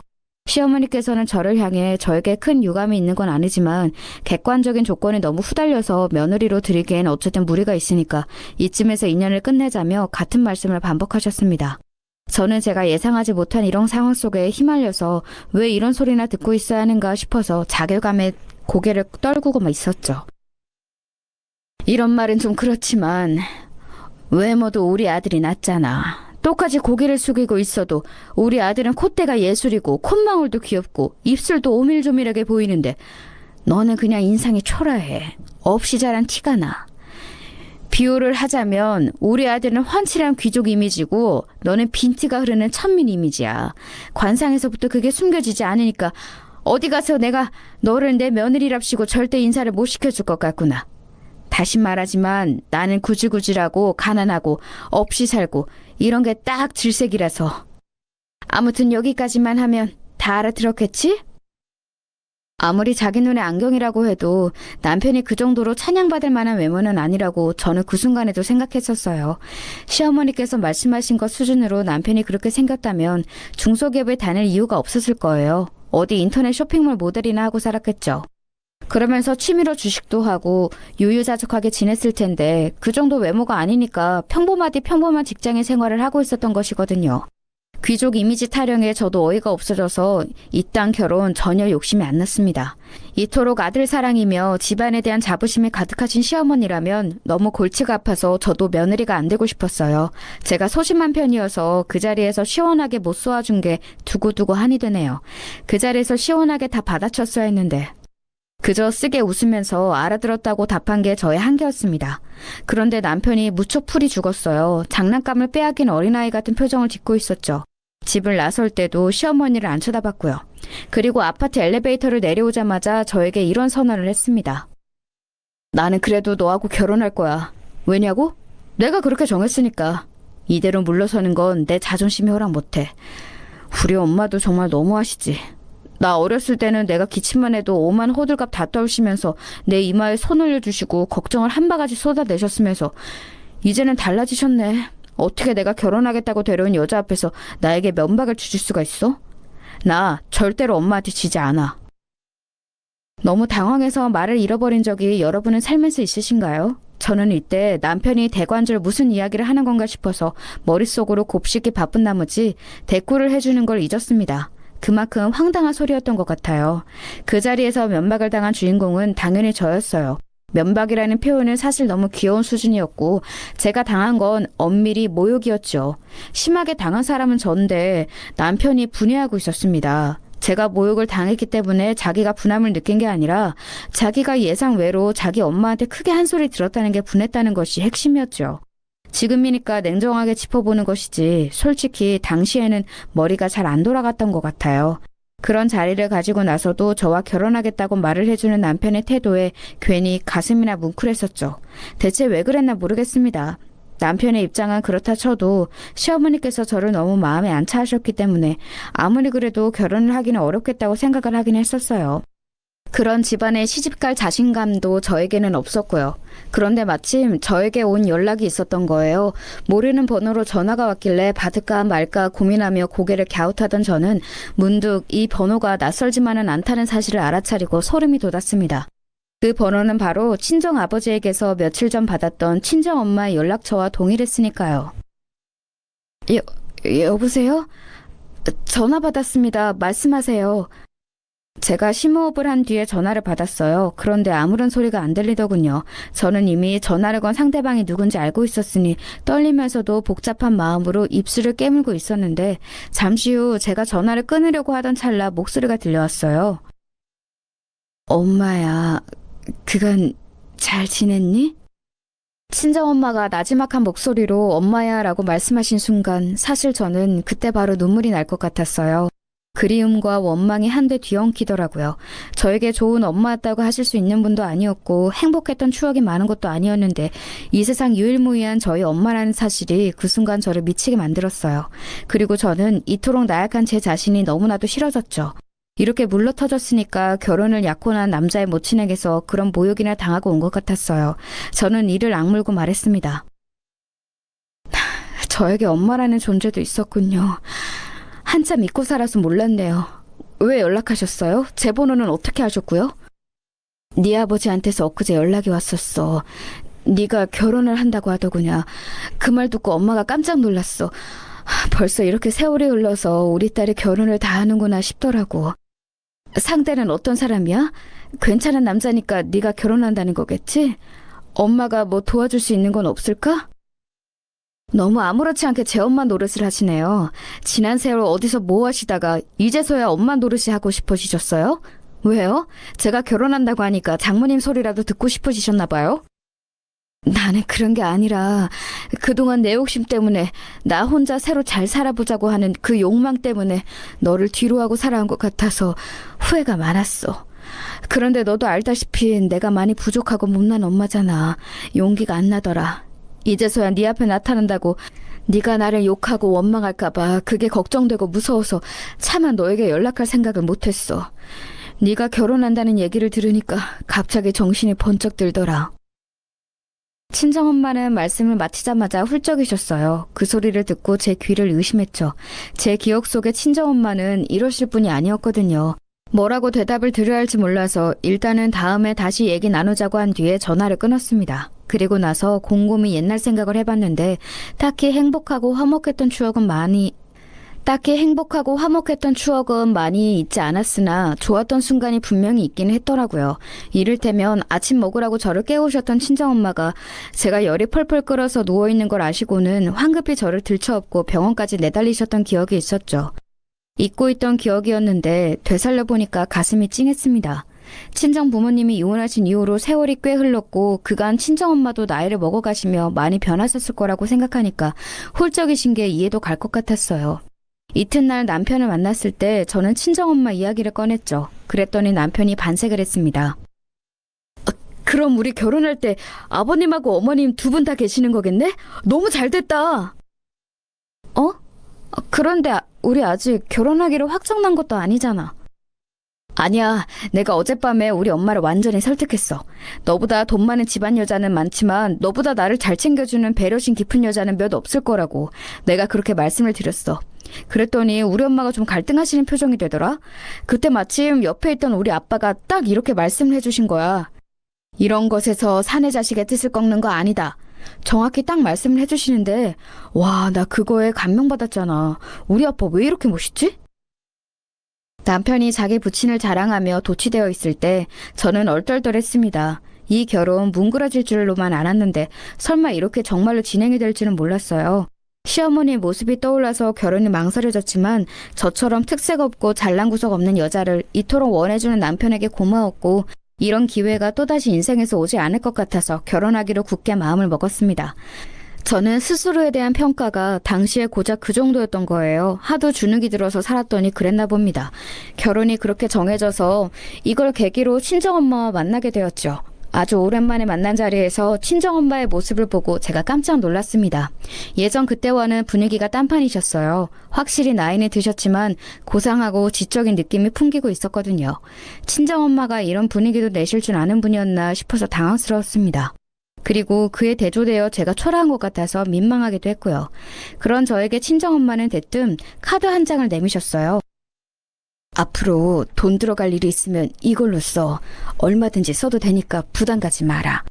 엄마가 너에게 뭘 해줄 수 있을까 싶어서 고민을 해봤는데 이렇게 지원해주는 것만큼 괜찮은 방법이 떠오르지가 않았어. 됐어요. 웬 카드예요. 엄마 카드를 왜 제가 써요. 필요 없고 저도 사회인이라서 돈 있고요. 시댁도 잘 살아요. 그러니까 엄마 이런 도움은 없어도 돼요. 저를 버리다시피 하고 떠나신 이후 친정엄마가 너무 멀쩡하게 잘 살아오셨다는 증거가 바로 그 테이블 위에 올려진 카드 같아서 저는 심술이 났습니다. 제가 마음고생하면서 살아온 것 친정엄마는 모르실 테고 공감도 못하실 것 같았어요. 그리고 흘러버린 세월 속에서 저와 친정엄마 사이에 생긴 커다란 간극이 있다는 걸 느꼈습니다. 제가 딱 잘라서 거절을 하자 친정엄마는 못내 아쉬운 표정을 지으셨죠. 결혼식은 시댁 측에서 잡은 곳에서 올렸고요. 별 잡음 없이 아주 조용하게 치러졌어요.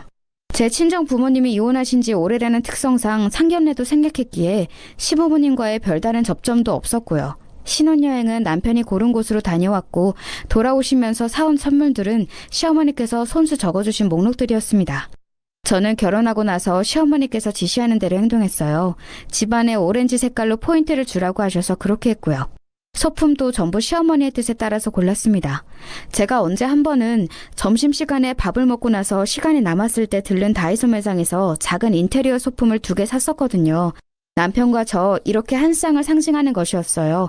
귀엽다고 생각해서 만족스럽게 집에다가 놨는데 며칠 뒤에 갑자기 저희 부부의 신혼집에 들이닥치셨던 시어머니께서 그걸 바로 발견하시고는 지적하셨습니다. 이 너저분한 것들은 뭐야? 이것들이 대체 뭔데 방구석도 아니고 어떻게 거실에 떡하니 자리를 차지하고 있어? 크기가 작아서 눈에 안 띈다고 생각했는데 아니었나 보네요. 제가 그냥 구경하다가 너무 귀여워서 사봤어요. 어머니께서 마음에 안 드신다고 하시면 거기서 치우겠습니다. 당연히 마음에 안 들지. 너는 이런 조잡한 걸 집에다가 두고 싶니? 딱 봐도 기품이 없잖아, 기품이. 내가 얼마나 예술에 조예가 깊은 고급스러운 인생을 사는 지인들을 곁에 많이 두고 있는지 너한테 얘기를 안 해줬던가? 해줬던 것 같은데. 네, 벌써 몇 번 말씀하신 적이 있었어요. 그 수입 명품 그릇이랑 도자기랑 이런 거 모으시고 미술 작품도 보러 가시고 구매도 잘하시는 그런 분들과 잘 아신다고 하셨었습니다. 그래, 잘하네. 제대로 들었네. 내가 바로 품격 있는 사람들하고만 어울리는 그야말로 귀부인 같은 사람이야. 나도 머지않아서 그 예술 모험에 들어갈 거라고. 이렇게 대단한 행보를 앞둔 내 눈에 저딴 지저분한 물건을 들이대? 너 지금 네 수준 낮다고 광고하는 거니? 네가 거지처럼 아무렇게나 살았다고 광고하는 모양새인데? 결혼하고 3달 정도가 지나자 저는 벌써 지쳐 있었습니다. 처음에는 그저 시어머니께서 하도 저를 마음에 안 차 하시니까 이런저런 꼬투리를 잡으시려고 일부러 잔소리를 하시는 건 줄로만 알았어요. 그런데 정말로 시어머니께서는 품격, 고급 이런 것에 환장을 하며 집착을 하시는 분이었습니다. 결혼하고 나서 알게 된 사실인데 시어머니께서는 소위 상류사회라는 것을 진작 동경해 오신 분이었더라고요. 목표도 구체적으로 세워놓으셨죠. 앞으로 5년 안에 주소지가 강남구인 곳으로 이사를 가고 3년 안에는 선망에 맞지 않으시는 모임의 회원이 되시는 것이 시어머니의 목표였습니다. 그 모임이라 함은 진짜 백의 부잣집 사모님들이 교류의 장을 펼치는 엄청나고도 비밀스러운 모임이었는데요. 편의상 이걸 예술 모임이라고 칭해볼게요.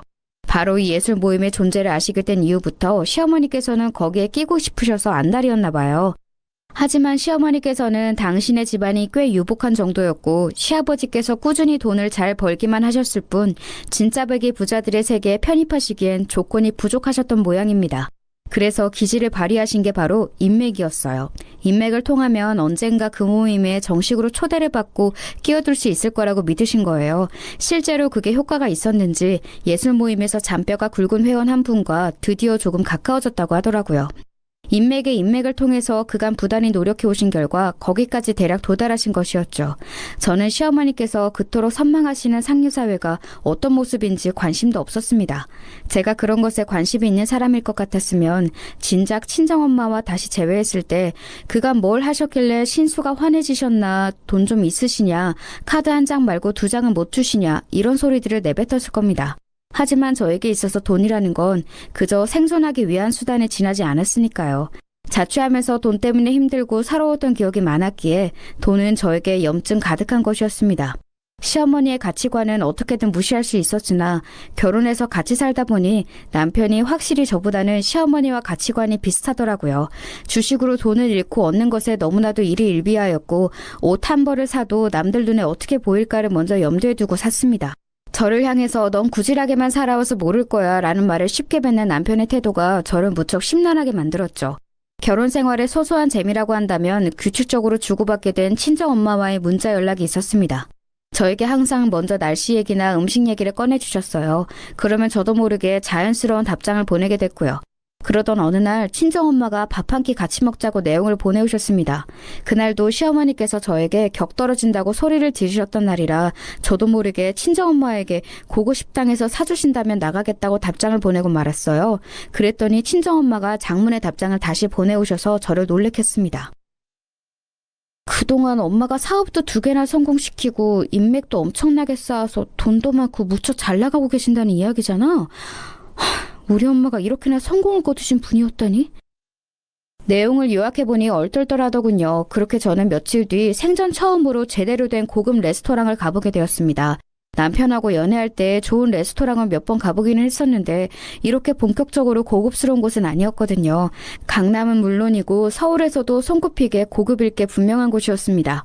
두리번거리면서 들어가는 저와는 다르게 친정엄마는 꽤 자연스러우셨죠. 주문하는 법도 너무 헷갈려서 그냥 친정엄마가 추천해 주시는 대로 간신히 골랐어요. 이렇게 좋은 곳에 올 줄 알았다면 옷을 더 차려입었을 텐데 저는 그 점을 민망했지만 친정엄마는 전혀 신경 안 쓰시는 듯 했습니다. 실제로 친정엄마의 그날 옷차림 역시 꽤 가벼운 편이었거든요. 캐주얼했죠. 옷걸이가 옷을 만든다는 표현이 있는 것처럼 친정엄마는 가볍게 차려입으셨음에도 제 눈에는 그 누구보다 그 장소와 잘 어울리시는 분으로 보였어요. 여유라는 게 기저에 깔려 있었거든요. 코스로 나오는 음식도 음미해야 하고 친정엄마와 대화도 해야 하고 그런 친정엄마를 자꾸 살피게 되고 저는 정신이 좀 없었습니다. 그러다 보니 도중에 화장실에 가고 싶어지더라고요. 애꿎은 물을 자꾸 마신 탓이었죠. 그래서 저는 도중에 일어나 화장실을 찾았어요. 볼일을 보고 화장실을 나오기 전 거울을 보는데 희한하게도 그 순간에 저 얼굴에서 친정엄마와 닮은 점이 보였습니다. 한 번도 이 점을 생각해 본 적이 없었건만 저는 외모가 확실히 친탁보다는 외탁을 한 편이었죠. 나이가 들면서 이 점이 더 두드러진 것 같았어요. 너무나도 멋지게 나이가 드신 친정엄마를 닮았다는 사실이 솔직히 기분 좋게 다가왔습니다. 자리로 돌아가면 친정엄마와 더욱 편하게 대화를 나눠봐야겠다는 즐거운 생각을 하며 걸음을 옮겼을 때였어요. 자리에 가까워졌을 때 제 눈에 보였습니다. 손님으로 추정되는 어떤 사람 둘이 친정엄마가 앉아 계신 테이블로 다가가는 것을요. 둘 중에서 한 사람이 앞장서고 있었죠. 그리고 그 사람은 바로 제 시어머니셨습니다. 저는 또 혹시 제가 잘못 봤나 했죠. 그런데 맞네요. 어머 사돈, 어떻게 여기서 다 뵙죠? 그러게요. 여기서 뵙다니 신기하고 놀랍네요. 식사하러 오셨어요? 네, 여기 제 절친한 분과 모처럼 와봤답니다. 그런데 제가 모처럼 오는 것을 사돈이 이렇게 와 계신다는 게 쉽사리 믿어지지가 않네요. 이게 어떻게 된 영문일까요? 이런 곳에 오실 돈이 사돈께 있을 줄은 몰랐거든요. 높아심에 드리는 말씀이지만 혹시 사위의 카드를 들고 나오신 건 아니겠죠? 그러면 제가 곤란한데요. 시어머니께서 손으로 입을 가리며 짧게 우셨습니다. 친정엄마가 이런 곳으로 오시는 것에 제 남편의 카드가 왜 필요하겠어요. 제가 너무 어이가 없어서 주먹을 꽉 쥐고 그쪽으로 가까이 걸음을 옮기던 바로 그 순간이었습니다. 시어머니의 일행분께서는 딴청을 피우시며 다른 곳에 계속 시선을 돌리고 계셨다가 그제서야 친정엄마 쪽을 똑바로 바라보셨는데 그러자마자 소스라치게 놀라시면서 비명까지 지르신 거예요. 아니, 회장님? 회장님 아니세요? 어머나, 어떻게 갑자기 이렇게 여기서 뵙죠? 무척 당황하시며 횡설수설하시더니 고개를 숙여 친정엄마에게 인사를 보내셨습니다. 시어머니께서는 즉시 얼어붙으셨죠. 믿을 수 없다는 표정으로 당신의 일행분과 제 친정엄마를 천천히 번갈아 쳐다보셨어요. 제 사돈한테 회장님이라니? 이게 지금 무슨 말씀이에요? 네, 사돈이요? 아니, 어떻게 인연이 이렇게 닿았죠? 저희 모임 회장님이 사돈이셨다니요? 근데 이걸 여태 모르셨어요? 일행분의 말씀이 끝나기가 무섭게 시어머니께서 휘청거리셨습니다. 시어머니께서 그토록 염원하셨던 예술 모임, 그곳에서 가장 큰 영향력을 행사하는 회장이 바로 제 친정 엄마이셨던 거예요. 저도 그 사실을 몰랐기에 깜짝 놀란 채로 다가갔죠. 이미 안색이 창백하게 질린 채였던 시어머니께서는 저를 발견하시자 이제는 얼굴이 완전히 시체처럼 변하시더니 바닥에 털썩 주저앉으셨어요. 다리에 힘이 풀리신 거였죠. 그러자 친정엄마가 천천히 자리에서 일어나셨습니다. 우선 시어머니와 함께 오신 일행분을 향해 미소를 지어 보이셨죠. 보다시피 매끄러운 상황은 아니라서요. 식사를 방해하게 돼서 너무 미안하지만 오늘 점심은 다른 곳에서 드시겠어요? 아유, 네, 그럼요. 저는 원래 여기 안 오고 싶었는데 여기 이이가 오자고 자꾸 졸라대서 온 거였어요. 저는 먼저 가볼게요. 회장님, 다음에 언제 한번 꼭 저하고 따로 식사해 주세요. 제가 정말 학수고대를 하고 있어요. 그 일행분이 비굴하게 웃으며 말씀을 남기시고 가버리자 시어머니께서는 아예 세상이 무너진 듯한 표정이 되셨습니다. 멍하게 넋이 나가셔서는 저와 친정엄마를 올려다보셨죠. 사돈이 그렇게 대단하신 분이었어요? 아니, 그런데 제가 왜 여태까지 몰랐죠? 세상에 이런 무슨 황당무계한 상황이 다 있는지. 대체 너는 왜 이런 얘기를 한 번도 하지 않은 거야? 시어머니께서는 저를 향해 원망하셨는데 그 모습에 친정엄마가 코웃음을 치셨습니다. 여유롭게 팔짱을 천천히 끼면서 시어머니를 내려다보시는 친정엄마의 모습은 진정 포식자만이 부릴 수 있는 여유가 넘쳐 흐르고 있었어요. 피식자의 입장인 시어머니께서는 거의 본능적으로 그 눈길을 피하시더군요. 천박하기만 하든가 성급하기만 하든가 아니면 경솔하기만 하든가 한 가지만 해야 하는데 우리 안사돈께서는 참 욕심쟁이시네요. 욕심이 너무 많아서 다 하셔야겠나 봐. 그쵸? 나는 욕심 많은 사람을 별로 안 좋아해요. 왜냐하면 내가 욕심이 많은 사람이거든요. 하도 욕심이 많아서 바보같이 더 소중한 게 뭔지도 모르는 채로 내 인생에서 가장 소중한 존재인 딸을 오래도록 못 보고 살았어요. 나는 그래서 욕심쟁이가 싫습니다. 일종의 자기 혐오이죠. 자, 내가 안사돈을 싫어하는 이유를 여기서 더 설명해야 할까요? 욕심이 지나친 나머지 멍청하기까지 해서 이해력이 부족한 건 아니겠죠? 언성을 높이는 법 없이 나긋나긋했어요. 친정엄마는 부드럽고 나긋하게 말씀하셨지만 그 안에 든 내용은 무시무시했습니다. 시어머니께서는 입술을 꽉 깨물며 몸을 떠신 후에 비틀거리며 일어나셨고 마치 이제 다 끝났구나 같은 표정을 얼굴 가득 띄우신 채 엉거주춤한 자리세로 친정엄마에게 꾸벅 인사를 하셨어요. 그리고는 저와 눈이 마주치자 흠칫하시더니 슬쩍 고개를 꺾으시더군요. 그렇게 조용히 레스토랑에서 퇴장을 하셨습니다. 그 뒷모습이 그렇게 작아 보일 수가 없었어요. 친정엄마가 다시 자리에 앉으시자 저 따라서 맞은편에 앉았습니다. 무의식적으로 손에 포크를 딱 쥔 순간 저도 모르게 웃음이 튀어나왔어요. 왜 그랬는진 모르겠어요. 그냥 웃음이 불쑥 튀어갔습니다. 그리고 친정엄마가 저를 따라 웃기 시작하셨죠. 웃음이 자꾸만 전염이 되었어요. 저희 모녀는 제법 한참을 어깨를 들썩이며 웃었습니다. 둘 다 눈가에 눈물이 맺힐 만큼 웃었어요. 그러고 나니까 후련하더라고요. 저는 친정엄마에게 여쭤볼 것이 아주 많았고 그건 친정엄마도 마찬가지이셨을 거예요. 하지만 저는 지금의 여행을 즐기고 싶어서 침묵을 택했고 친정엄마는 많고 많은 질문 중에 이것 딱 하나를 골라서 저에게 물어보셨습니다. 그래서 이혼은 언제 할 거야? 이혼을 할 거냐는 질문도 아니고 언제 할 거냐는 질문이었어요. 사실 저는 아직 머릿속에 이혼을 떠올리기 이전이었으나 친정엄마의 질문을 듣자마자 놀라울 만큼 결심이 바로 섰습니다. 빠를수록 좋죠. 엄마가 도와주신다면 빨리 하는 것도 가능하지 않을까요? 저도 모르게 제법 능글맞은 소리를 해버렸는데 친정엄마가 씩 웃으시더라고요. 그날 저녁 남편에게 먼저 이혼 얘기를 꺼냈어요. 그러자 펄쩍 뛰면서 자기는 잘못한 게 없기 때문에 이혼할 수 없다고 그랬습니다. 그래, 알았어. 그럼 합의 말고 소송으로 가자. 직장하고 주식 소모임에 이혼 소송 당했다는 소문 퍼지면 재미있겠네. 나도 이쪽이 더 좋아. 제가 태연하게 받아치자 남편이 거의 거품을 물었습니다. 이튿날 날이 밝자마자 저를 찾아오신 시어머니는 두말할 것도 없었지요. 그간 너무 오만하게 굴어서 미안했다며 거듭 사과를 하셨어요. 하지만 저는 더 이상 가족으로 이분과 살아가기 어려울 것이라는 현실적인 판단하에 흔들리지 않았습니다. 시어머니께서 제 앞에서 통곡을 하시며 지독하게 후회가 된다고 오열을 하셨으나 그 모습을 보고도 제 마음이 흔들리지 않았으니 어쨌든 고부관계는 이미 끝나도 한참 전에 끝난 셈이었습니다. 이혼은 깔끔하게 진행되었어요. 그 이후로는 외국어 공부도 하고 자격증도 따면서 저만을 위한 시간들을 한동안 가졌습니다. 친정엄마와는 시간이 갈수록 심적으로 가까워졌고요. 역시 괜히 물보다 피가 더 진하다는 말이 있는 게 아니란 생각이 들었답니다.